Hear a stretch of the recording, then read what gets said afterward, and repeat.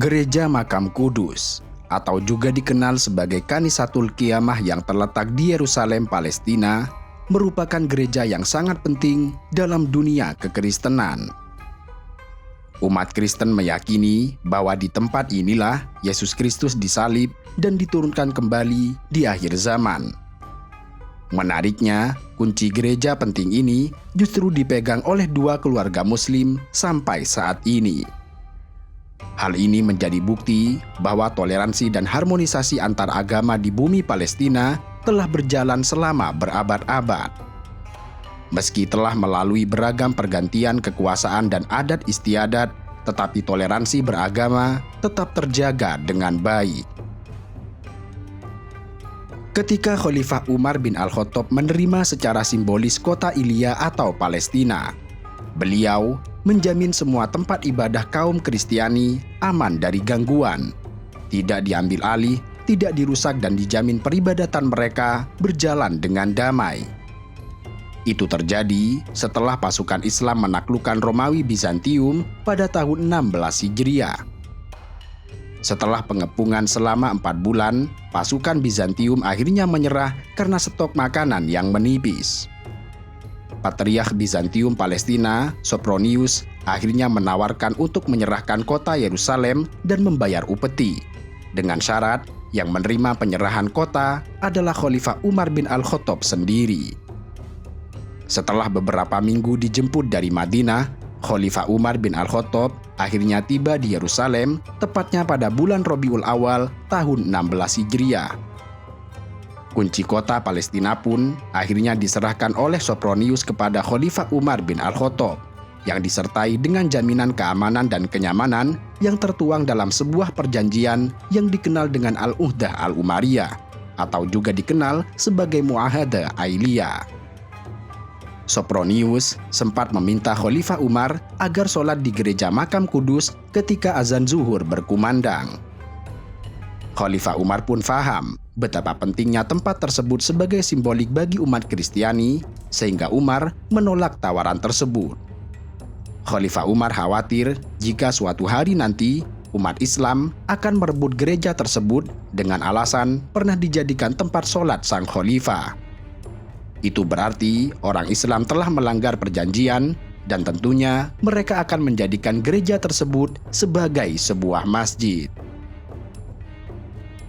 Setelah masa Umar bin Al-Khattab, Prahara datang pada tahun 492 Hijriah atau 1096 Masehi dengan tumbangnya Baitul Maqdis di tangan pasukan salib, dan kemudian menjadi salah satu pusat kekuasaan mereka selain Raha, Antiochia, dan Tiberia. Kaum Muslim baru berhasil mengembalikan Baitul Maqdis ke dalam kuasa mereka setelah direbut oleh pasukan Salahuddin Al-Ayyubi pada tahun 583 Hijriah atau tahun 1187 Masehi. Ketika Panglima Salahuddin Al-Ayyubi membebaskan Yerusalem dari tangan tentara salib, ia mencontoh apa yang telah dilakukan oleh Khalifah Umar bin Al-Khattab, yang ketika memasuki Yerusalem, Umar memberikan jaminan keamanan dan keselamatan kepada umat Kristiani melalui Al-Uhdah Al-Umari yang ditulisnya dengan tangannya sendiri. Salahuddin Al-Ayyubi juga memperhatikan gereja Makam Kudus, gereja terpenting bagi umat Kristiani, yang Khalifah Umar enggan sholat di tempat itu karena khawatir nantinya akan direbut oleh umat Islam. Gereja Makam Kudus juga dikenal sebagai situs Golgota dan diyakini sebagai tempat terakhir jalur Via Dolorosa alias jalan penderitaan. Inilah yang diyakini sebagai lokasi penyaliban Yesus Kristus yang letaknya tidak jauh dari tembok ratapan dan Masjid Al-Aqsa, yakni di atas Bukit Golgota. Selain memiliki sejarah dan nilai religius bagi umat Nasrani, terselip sebuah fakta yang menggambarkan harmonisasi lintas agama yang terjadi di Palestina. Kunci gereja ini ternyata dipegang oleh dua keluarga Muslim dan berjalan selama berabad-abad lamanya. Dua keluarga Muslim itu adalah Judah dan Nusyaibah. Keluarga Judah bertugas untuk memegang dan menjaga kunci gereja, Sedangkan keluarga Nusaibah menjadi pembuka dan penutup pintu gereja pada pagi dan malam hari. Perwakilan keluarga Judah akan datang setiap pagi untuk menyerahkan kunci gereja kepada keluarga Nusaibah yang bertugas membuka dan menutup pintu gereja. Disebutkan bahwa keluarga Nusaibah ini merupakan keturunan dari sahabat Nabi, yaitu Nusaibah binti Ka'ab, seorang kaum Ansor yang turut serta dalam perang Uhud, seorang wanita pemberani yang terjun di medan perang demi melindungi Nabi. Tradisi ini berlangsung sejak Salahuddin menaklukkan Yerusalem dari pasukan salib pada tahun 1187.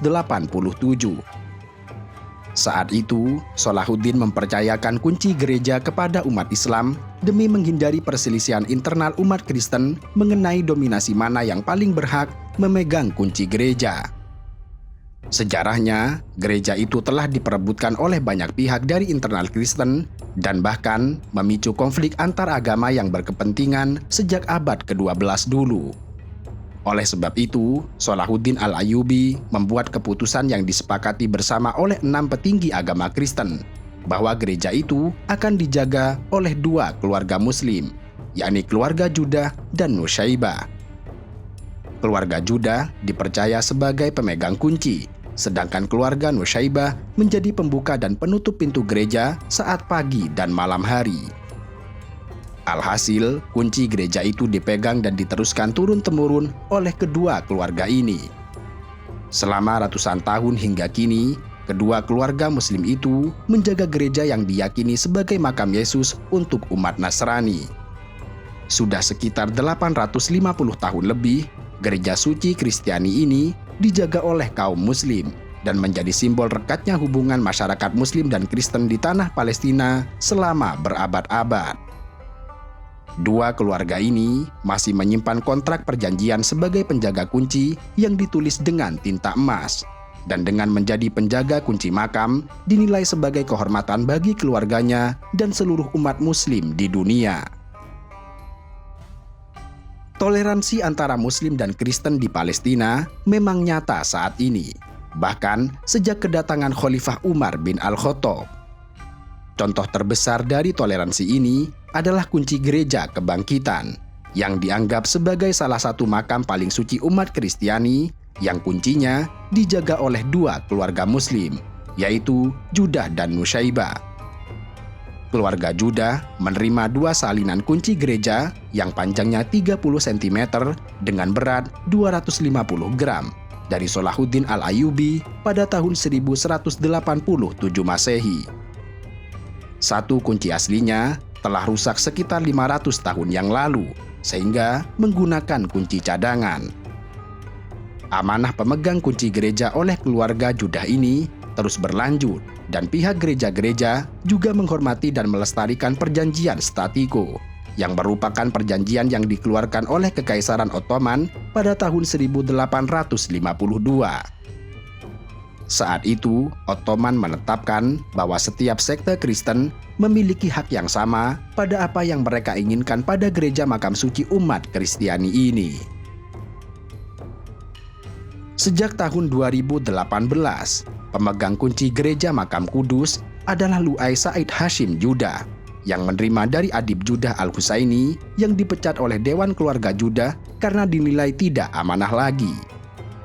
Adib Judah Al-Husaini memegang amanah kunci gereja makam suci umat Kristiani sejak ayahnya meninggal pada tahun 1992 Masehi, yang secara turun-temurun sejak zaman Salahuddin Al-Ayyubi hingga saat ini memegang amanah kunci gereja.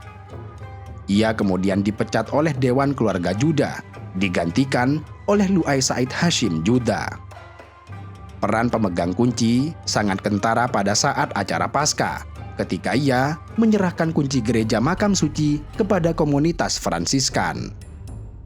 Kedatangannya disambut oleh penjaga dan sejumlah besar pendeta, yang kemudian naik ke tempat pembesar pendeta yang membuka pintu gereja. Setelah pintu gereja dibuka, ia mengembalikan kuncinya kepada pemegang amanah yang beragama Islam.